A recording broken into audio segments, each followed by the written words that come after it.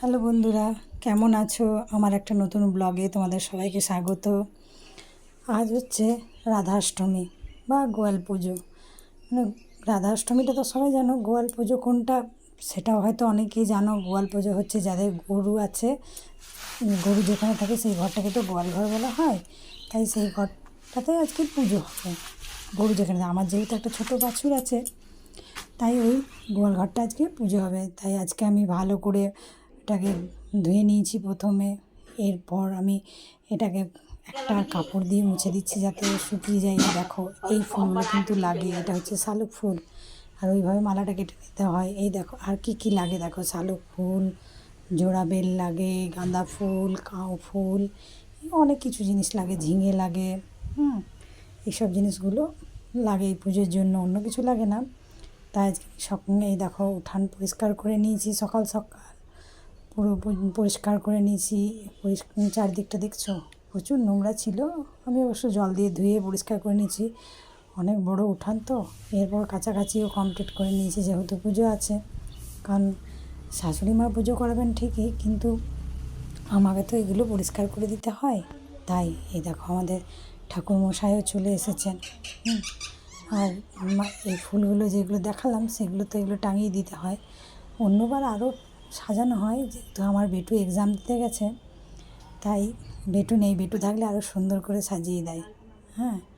এই দেখো আমার যে বামুন ঠাকুর পুজো স্টার্ট করবে তার আগে যে যে করণীয়গুলো করে নিতে হয় সেগুলো শুরু করে দিয়েছে।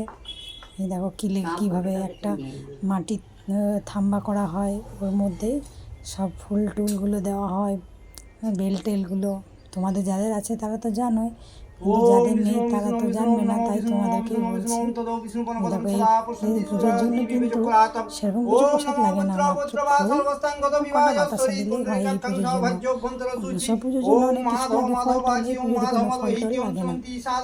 सर्वे सर्वकार्येषु माधवं शुक्लं वरं धनं विष्णु शशिधर्मणं चतुर्भुजं ध्याये नित्यं कुशलं ओम विष्णु ओम विष्णु ओम विष्णु ओम गंगे च यमुना च गोदावरी सरस्वती कुंडू कावेरी नर्मदा ओम स्मायनं गंगाय नमः गंगाय नमः गंगाय नमः ओम आसनं मन्त्रस्वमेन विष्णुरीसि चुतलं छन्द कुर्म देवता आसन उपवेशने विनियोग ओम एतो स चन्दन पुष्पं ओम कमलसनाय नमः ओम एतो स चंदना पुष्पं ओम कमलसनाय नमः। ঠাকুরমশাই কিছুটা মন্ত্র তোমাদেরকে শুনিয়ে দিলাম, পুজো করছিলেন।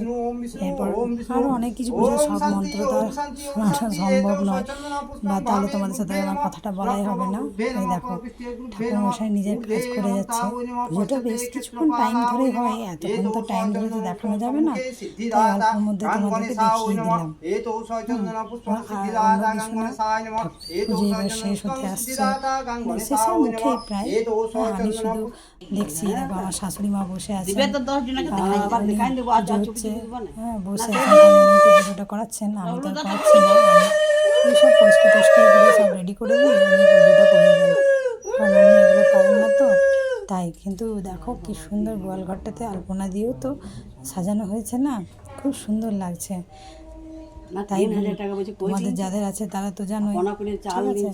ঠিক আছে, তাহলে তো আর তো গল্প করলে হবে না, পরে আমি আমাদের মন্দিরেও অনেক পুজোর অনেক কিছু আয়োজন হয় রাধাষ্টমীর জন্য, যার জন্য ওই ব্লগটা যদি আমি বানাতে পারি তাহলে তোমাদের সাথে অবশ্যই আমি শেয়ার করবো।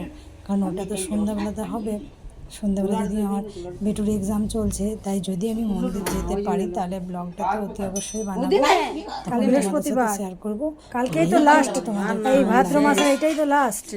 এটা অতি অবশ্যই আমাকে কিন্তু জানাতে কমেন্ট করতে কিন্তু ভুলবে না। তাহলে তোমরা যদি কমেন্ট করো, তোমাদের কমেন্টের রিপ্লাই দিতে পারলে